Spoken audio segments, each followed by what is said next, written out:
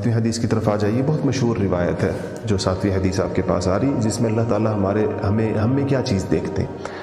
وعن ابی ہریرہ رضی اللہ تعالی عنہ قال قال رسول اللہ صلی اللہ علیہ وسلم ان اللہ لا ينظر الى اجسامکم ولا الى صورکم ولکن ينظر الى قلوبکم.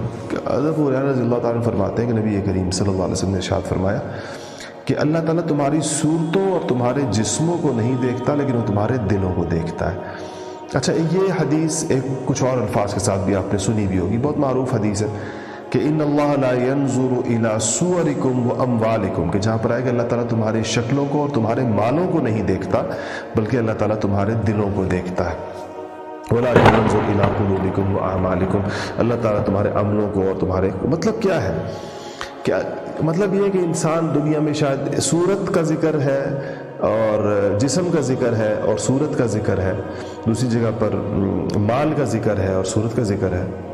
جو میں نے عرض کیا کہ دو روایتیں ہیں اس میں ہمارے پاس. تو اس کا مطلب یہ ہے کہ اللہ جل شانہ تو فیصلے دلوں کو دیکھتا ہے. دل کا مطلب کیا ہے کہ اللہ تعالیٰ کے یہاں فیصلے ایک تو نیت پر ہوتے ہیں، دوسرا دل کی کیفیت. ایک نیت ہے، کیفیت ہے. نیت تو ایک اللہ کی رضا کے لیے، اور ایک یہ ہے کہ عمل کرنے والے کا دل بعض اوقات ایک تزکیہ شدہ انسان کا دل اور طرح کا ہوتا ہے، اور جس انسان کا تزکیہ نہیں ہوا ہوا اس کا دل اور طرح کا ہوتا ہے. تو بنے ہوئے دل جس کو قلب سلیم قرآن نے کہا ہے، تو بنے ہوئے دل کی کیفیت بالکل اور ہوتی ہے اور بگڑے ہوئے دل کی کیفیت اور ہوتی ہے. نورانی دل اور ہوتا ہے اور بجھا ہوا دل، اندھیرے والا دل اور ہوتا ہے، سیاہ دل اور ہوتا ہے، نرم دل اور ہوتا ہے اور سخت دل اور ہوتا ہے، اور بینا دل دیکھنے والا دل اور ہوتا ہے، نابینا دل اور ہوتا ہے. انسانوں کے اللہ پاک نے ہے ایک لوتھڑا سا، لیکن یہ ہے کہ جو انسان کا باطن ہے اس کی مختلف شکلیں ہوتی ہیں. اس میں نور بھی ہوتا ہے، اس میں بعض اوقات ظلمت بھی ہوتی ہے، اندھیرے بھی ہوتے ہیں. یہ بڑا بصیرت کے ساتھ دیکھنے والا بھی ہوتا ہے، اور بعض اوقات یہ بالکل اندھا ہوتا ہے. یہ بڑا حساس بھی ہوتا ہے، یہ بڑا بے حس بھی ہو سکتا ہے.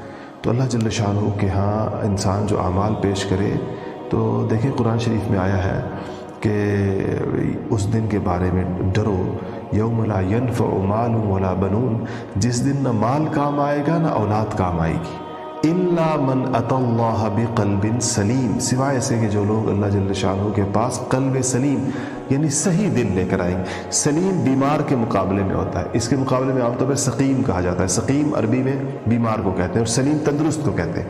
جو اللہ پاک کے پاس صحیح دل لے کر آئے گا. تو یہ ہمارے پاس ابھی دنیا میں وقت ہے کہ اپنے دلوں کے اوپر محنت کی جائے. دل خراب ہوتا ہے گناہوں سے، یہ یاد رکھیے. دل کی بربادی، دل کی ویرانی، دل کی تباہی اور اس کا اندھا پن اور اس کی سختی، یہ سب کا تعلق ہے گناہ کے ساتھ. تو گناہوں کی وجہ سے دل ایسے ہو جاتے ہیں، بے نور ہو جاتے ہیں اور سخت ہو جاتے ہیں.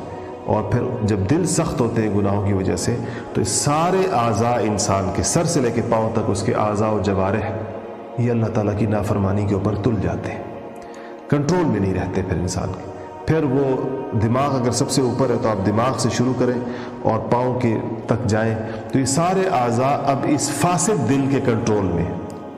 اور فاسد دل ان میں سے ہر عضو کو اللہ کی نافرمانی میں استعمال کرتا ہے.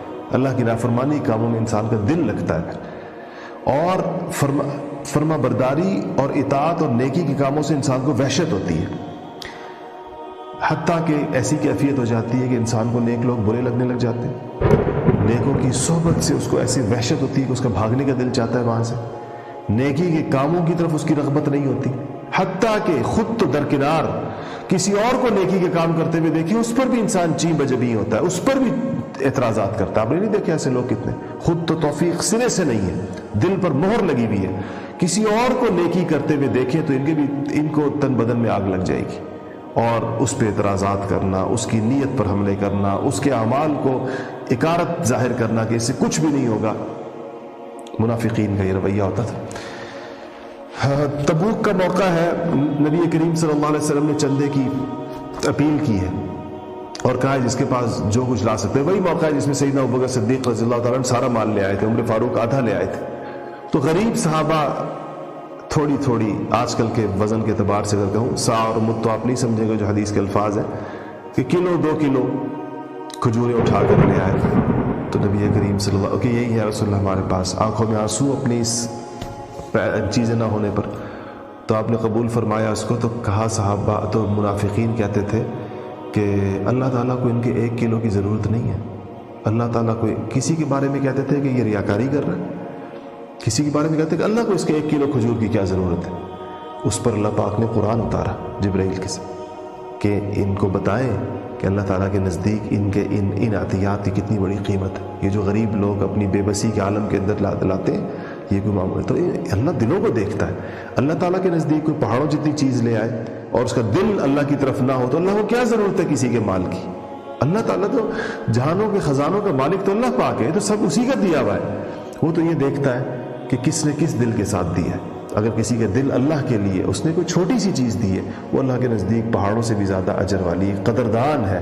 ایسے قدر اس کی کرے گا، ایسی قدر کرے گا کہ انسان حیران رہ جائے کہ اللہ میری ایک مٹھی، اسی لیے کہا گیا کہ صحابہ کی ایک مٹھی صدقے کا جو وزن ہے وہ تم لوگ بہت پہاڑ جتنا خرچ کرو تو اس کے برابر نہیں پہنچو گے، اتنا ان کے دل، وہی دل والی بات کہ اللہ تعالیٰ تو دلوں کو دیکھتا ہے۔ تو صحابہ جیسے دل تو ہمارے نہیں ہیں، ان کے دل تو بڑے مثالی دل تھے۔